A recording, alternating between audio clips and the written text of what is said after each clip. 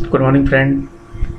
आज मैं आपके समक्ष 30 अप्रैल का करंट अफेयर्स रखने जा रहा हूँ, उसको डिस्कस करूँगा पॉइंट बाय पॉइंट। और करीब 10 क्वेश्चन है आज भी, और ये भी जो 10 है क्वेश्चंस वो काफ़ी इम्पोर्टेंट है, इससे अच्छे क्वेश्चन बन सकते हैं। तो आइए देखते हैं क्या क्या है आज का इम्पोर्टेंट पॉइंट्स। तो फर्स्ट पॉइंट है हमारा, international jazz day is celebrated on 30 अप्रैल। अंतर्राष्ट्रीय जैज़ दिवस 30 अप्रैल को मनाया जाता है। अंतर्राष्ट्रीय जैज़ दिवस जो कि 30 अप्रैल को मनाया जाता है। तो इसके बारे में देखते हैं ये कब शुरू किया गया, आखिर क्यों इसे मनाया जाता है। तो यह दिन एक शांति, एकता, संवाद और लोगों के बीच सहयोग बढ़ाने और एक शैक्षिक उपकरणों के रूप में जैज़ के गुणों के बारे में दुनिया भर में जागरूकता पैदा करता है। और अंतर्राष्ट्रीय जैज़ दिवस 2020 अंतर्राष्ट्रीय जैज़ दिवस का 9वां वर्ष है। मतलब ये 9th टाइम सेलिब्रेट किया जा रहा है, इसे 9वीं बार सेलिब्रेट किया जा रहा है। और यह नवंबर 2011 संयुक्त राष्ट्र शैक्षणिक, वैज्ञानिक और सांस्कृतिक संगठन यूनेस्को ने 30 अप्रैल को अंतर्राष्ट्रीय जैज़ दिवस के रूप में घोषित किया। मतलब इसे यूनेस्को ने 30 अप्रैल को स्टार्ट किया था 2011 में। तो ये काफ़ी इम्पोर्टेंट डे के रूप में देखा जा सकता है इसे। तो इसे एग्ज़ाम में आने के मोस्ट प्रोबेबल चांसेस हैं। फिर उसके बाद अगर हम देखें नेक्स्ट क्वेश्चन हमारा, तो ये है आयुष्मान भारत दिवस 2020 सेलिब्रेटेड ऑन 30 अप्रैल। आयुष्मान भारत दिवस, आयुष्मान भारत योजना, जिसके बारे में आप लोग भी जानते होंगे, ये हेल्थ से रिलेटेड है। तो इसे सेलिब्रेट किया जाता है 30 अप्रैल को। और ये इसे लॉन्च किया गया था प्राइम मिनिस्टर नरेंद्र मोदी के द्वारा 14 अप्रैल 2018 को, जो कि छत्तीसगढ़ के बीजापुर एक जगह है, वहाँ से प्राइम मिनिस्टर नरेंद्र मोदी ने इसे लॉन्च किया था सबसे पहले। और इसके बारे में कुछ और भी इम्पोर्टेंट पॉइंट्स अगर डिस्कस किया जाए तो आयुष्मान भारत योजना जो आरोग्य योजना है, ABPMJY जिसे बोलते हैं, जिसे राष्ट्रीय स्वास्थ्य सुरक्षा मिशन के रूप में भी जाना जाता है। 14 अप्रैल 2018 को बीजापुर, बताया ही जैसे मैंने, बीजापुर में छत्तीसगढ़ में PM मोदी ने इसका शुभारंभ किया था। यह योजना लाभार्थियों को देश भर के सार्वजनिक और निजी अस्पतालों से कैशलेस लाभ लेने में सक्षम बनाएगी। इस योजना से जो लोग इस योजना के अंतर्गत आते हैं, उन्हें किसी भी अस्पताल में, सार्वजनिक और निजी अस्पताल में कैशलेस ट्रीटमेंट कराने का सुविधा प्रदान किया जाता है। इस योजना का लक्ष्य है भारत में 50 करोड़ लोगों को कवर करना, और अभी तक ये 10 करोड़ लोगों को प्रोवाइड कर दिया गया है, जिसमें 8 करोड़ परिवार जो हैं वो ग्रामीण क्षेत्र से आते हैं, और करीब 2.25 करोड़ के आसपास जो कि शहरी क्षेत्र के परिवार हैं वो इसका लाभ उठा रहे हैं। तो ये काफ़ी अच्छा योजना है गवर्नमेंट के द्वारा, आयुष्मान भारत प्रधानमंत्री जन आरोग्य योजना। इससे हम अच्छे से अच्छे हॉस्पिटलों में, प्राइवेट से लेकर गवर्नमेंट, जहाँ भी हमें ज़रूरत पड़ सकती है वहाँ हम कैशलेस ट्रीटमेंट करा सकते हैं इस योजना के अंतर्गत। उसके बाद देखें तो हम थर्ड पॉइंट में है हमारा international guide dog day was celebrated on 29 April. International guide dog day was celebrated on 29 अप्रैल। 29 अप्रैल को अंतर्राष्ट्रीय गाइड डॉग डे मनाया गया। This day is celebrated every year on the last Wednesday of the April. तो इसका कोई fix date नहीं है, बस इसे हर ईयर लास्ट वेडनेसडे जो पड़ता है अप्रैल के मंथ में, उस दिन ये दिवस को सेलिब्रेट किया जाता है। उसके बाद अगर हम देखें इसके बारे में, तो इसका मेन उद्देश्य है कि ऐसे मार्गदर्शक कुत्ते के महत्व का सम्मान करना जो उस व्यक्ति के जीवन में है जो अंधा या नेत्रहीन है। जैसे जो लोग कुत्ते पालते हैं, तो जैसे जो अंधे और नेत्रहीन लोग हैं, अगर उनके लाइफ में अगर ये डॉग काफ़ी इम्पोर्टेंस है, उनकी हेल्प करता है, तो उन सभी कुत्तों को सम्मान देने के लिए, उस टाइप के जो कुत्ते हैं उनको सम्मान देने के लिए इसे हम सेलिब्रेट करते हैं। और इस दिन की शुरुआत जो हुई थी इंटरनेशनल गाइड और डॉग फेडरेशन IGDF द्वारा की गई थी। पहला अंतर्राष्ट्रीय गाइड डॉग डे जो सेलिब्रेट किया गया था वो 1992 में सेलिब्रेट किया गया था। तो इससे भी क्वेश्चन बन सकता है कि किस दिन हम सेलिब्रेट करते हैं अंतर्राष्ट्रीय गाइड डॉग डे। तो ये इसमें क्वेश्चन ऐसे पूछा जा सकता है कि 2020 का जो अंतर्राष्ट्रीय गाइड डॉग डे है वो किस डेट को सेलिब्रेट किया गया था, क्योंकि इसकी फिक्स डेट नहीं है।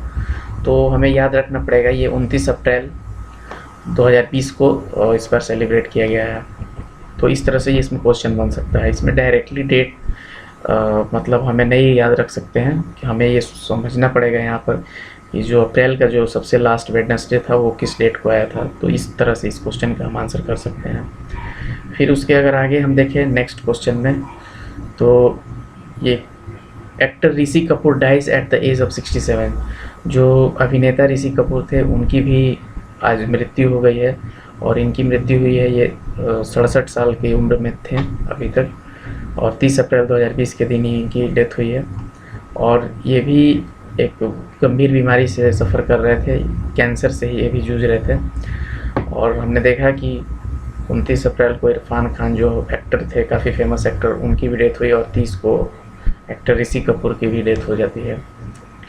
तो ये काफ़ी गहरा सदमा है इंडियन बॉलीवुड के लिए। उसके बाद हम देखें नेक्स्ट क्वेश्चन, तो 5th में है हमारा पॉइंट है, freedom fighter Padma Shri Gandhian Hema Bharali passed away at 101 age. स्वतंत्रता सेनानी जो पद्मश्री गांधीवादी हेमा बहारिल जो थी, उनकी भी मृत्यु हो गई है। वो 101 साल की थी। तो इन्होंने तो काफ़ी एज गुजारा था, और ये काफ़ी एजेड हो चुकी थी, तो इनकी भी डेथ हो जाती है। और ये जो फ्रीडम फाइटर हैं ये बिलोंग करती हैं असम से ये बिलोंग करती हैं। और इन्होंने सबसे पहले जो स्वतंत्रता सेनानी का जो अपना कार्य स्टार्ट किया था वो असम के गुवाहाटी में ही स्टार्ट किया था इन्होंने। और काफ़ी इन्हें अच्छे तरह से लोग जानते थे कार्यकर्ता के रूप में, सामाजिक कार्यकर्ता के रूप में, फिर सर्वोदय नेता के रूप में, मतलब इन तरह से लोग इनके बीच काफ़ी फेमस थे। उनका जन्म 19 फरवरी 1919 को असम में हुआ था। तो ये था इनके बारे में कुछ महत्वपूर्ण बातें। तो ये क्वेश्चन पूछा जा सकता है, क्योंकि ये काफ़ी फ्रीडम फाइटर थी, तो इनसे क्वेश्चन ज़रूर बन सकता है। और काफ़ी इनका एज भी था, तो ये इम्पोर्टेंट है। या इसमें 2-3 तरह से क्वेश्चन पूछा जा सकता है। एक तो इनका नाम दे देगा और पूछेगा कि इनकी हाल ही में मृत्यु हुई, तो ये किस राज्य से बिलोंग करती हैं, तो हम कह सकते हैं असम से। या फिर ये पूछा जा सकता है ये क्या थी, मतलब किस सोसाइटी से बिलोंग करती थी, तो हम ये कह सकते हैं कि फ्रीडम फाइटर थी। तो यहाँ से कुछ क्वेश्चन बन सकते हैं इंपॉर्टेंट। उसके बाद हम देखें नेक्स्ट में, तो है T S. Tirumurti has been appointed as the next ambassador और permanent representative of India to the United Nation. T S. Tirumurti जो हैं उन्हें अब अपॉइंट किया गया है अगला एम्बेसडर और अस्थायी प्रतिनिधि के रूप में टू द यूनाइटेड नेशन में। इसके पहले जो थे सैयद अकबरुद्दीन थे, उनकी जगह अब इन्होंने लिया है। और जो त्रिमूर्ति थे ये 1985 बैच के IFS अधिकारी हैं। वह वर्तमान में विदेश मंत्रालय के सचिव हैं। अब उन्हें संयुक्त राष्ट्र में उन्हें राजदूत या स्थायी प्रतिनिधि के रूप में नियुक्त किया गया है भारत के तरफ से। तो ये क्वेश्चन बन सकता है कि हाल ही में यूनाइटेड नेशन का जो एम्बेसडर और कह सकते हैं स्थायी प्रतिनिधि मतलब परमानेंट रिप्रेजेंटेटिव किसे बनाया गया है। तो इस तरह से यहाँ ध्यान में रखेंगे त्रिमूर्ति जी को। उसके बाद हम देखें नेक्स्ट क्वेश्चन में, तो India ranks in the top 20 countries with the highest number of corona virus. 16 rank पे है इंडिया। मतलब ओवरऑल जितने भी टॉप 20 अगर कंट्रीज़ का देखा जाए कोरोना वायरस की चपेट में जो ज़्यादा हैं, तो उसमें सब इंडिया की जो रैंकिंग आ रही है वो 16 नंबर पे आ रही है। अभी जो फ़िलहाल जो भी इंडिया का स्टेटस है उसमें इंडिया का रैंक आ रहा है 16 नंबर पे।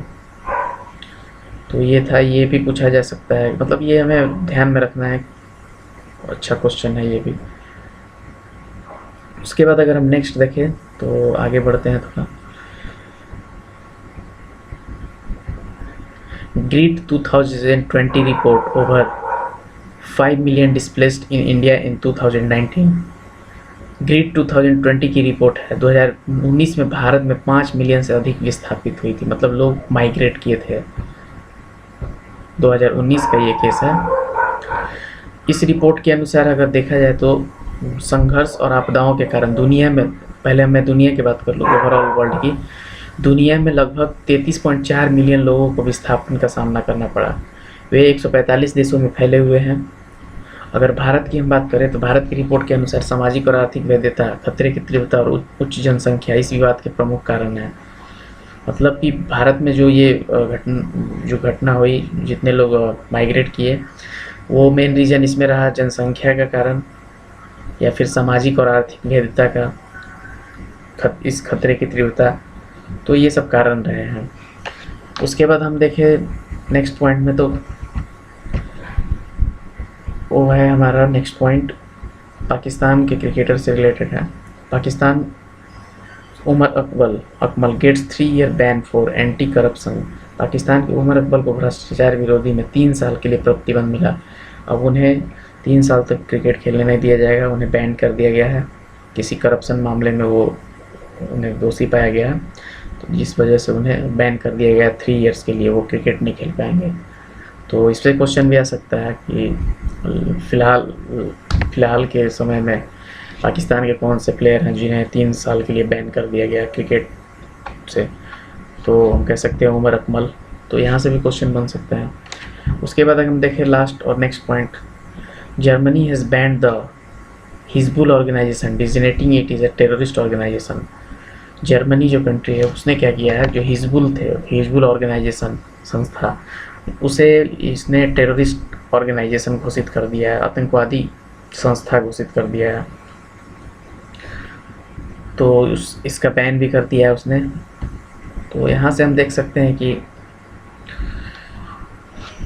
ये काफ़ी मतलब इम्पॉर्टेंट पॉइंट्स हैं सभी। तो अच्छे क्वेश्चन बनने के चांसेस हैं यहाँ से, तो इसको आप वीडियो को देखें। मैंने कोशिश किया है अच्छा से अच्छा कंटेंट डालूं, और अगर आपको ये अच्छा लगा हो तो लाइक कीजिए, शेयर कीजिए, कमेंट कीजिए, सब्सक्राइब भी कीजिए चैनल को। आगे मैं और भी अच्छा करने की कोशिश करूँगा। कुछ सजेशन देना है तो आप सजेशन दे सकते हैं।